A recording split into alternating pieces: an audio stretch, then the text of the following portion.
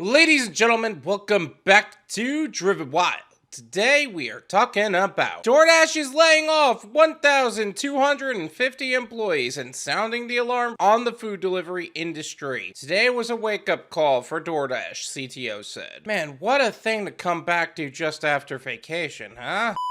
So as we all know, DoorDash has been making a lot of money and at the same time losing money as well. And during a recession or whatever you want to call this period of time, we are officially at the point of layoffs. We're at the point where we are laying off a large number of people and it is insane. Now, again, this is the corporate office more than it is the gig workers, but doesn't mean it doesn't affect us either. So with that said, I want to go over what is being said in this article, how it actually is for gig workers and customers and the company itself and everything in between. So with that said, let's get started. DoorDash CEO Tony Xu says the company is cutting costs by laying off 1,250 people. In a Wednesday memo first viewed by Bloomberg, Xu wrote the company was making an effort to cut back on its operating expenses, coming in at $2 billion in the third quarter and would lay off around 6% of its workforce. You know, for a company that's always bragging about how they're an opportunity for people to earn more money, they really did cut a serious amount of people on DoorDash. 1,250 people are going to have to find a new job in an economy where hiring is questionable in an industry where everything's getting shaken really hard. The layoffs impacted talent recruiters, sales trainers, as well as workers at Walt and Bebot, two startups DoorDash recently acquired, according to DoorDash and various LinkedIn posts. Oh, so this isn't just DoorDash either. This is their subsequent little companies that they're acquiring. While our business continues to grow fast, given how quickly we hired, our operating expenses, if left unabated,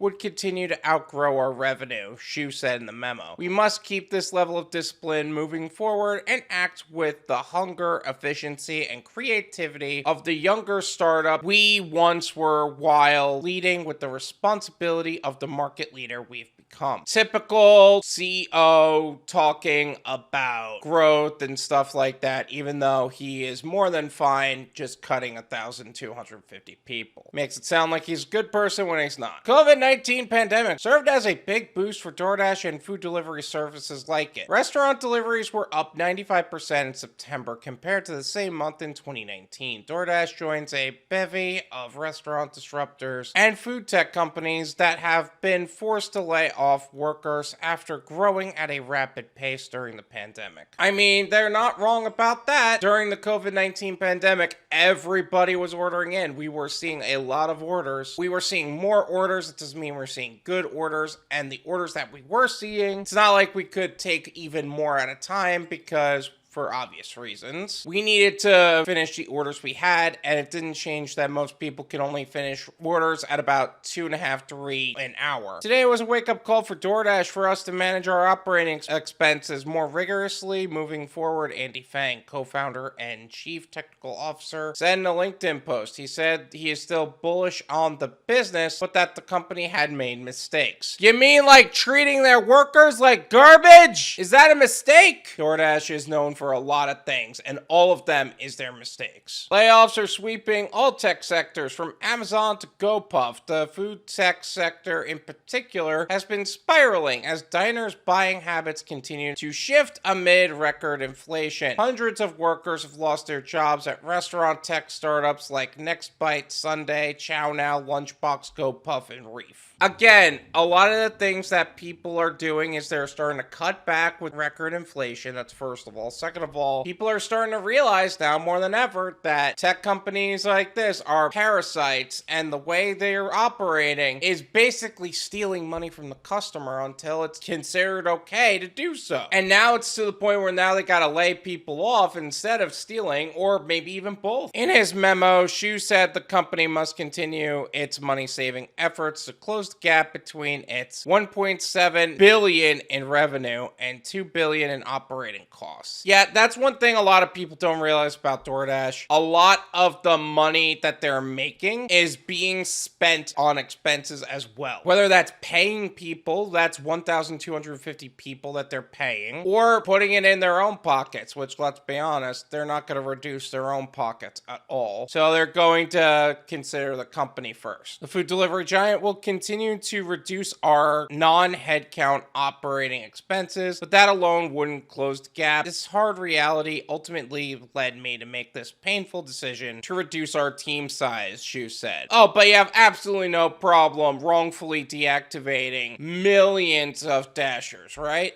As long as it's people that is employed W-2 by you, it's totally fine. But the gig workers, you can see them like literally stepped on for all you care. That's what I thought. The layoffs come in a year when the company made 2 strategic acquisitions to expand outside the US and boosted services to restaurants. Yeah, there's a lot of people in Australia that ended up unionizing. They're actually starting to work on drones in Australia so that way they can deliver food. But both of those things are a long way away from being here, realistically speaking. In March, DoorDash bought Bbot, a software company that allows customers to make mobile orders and pay at the table. Now part of DoorDash, the company's tools such as QR code ordering are being bundled with DoorDash products geared for restaurants. In June, DoorDash closed its acquisition for Finnish food delivery company Wolt. DoorDash has been utilizing QR code ordering for DoorDash pickups too, so we would end up having to scan a QR code. And if you don't know what I'm talking about with that, I made a video talking all about it. I'll leave that in the description. Feel free to check it out. Now, the rest of this article is referring to things in the stock market that are taking place, and while I am interested in that, that's not really the focus of this channel. So again, the article is going to be in the description if you want to read more into what is happening in the food delivery space as far as stock market stuff goes. This is my opinion.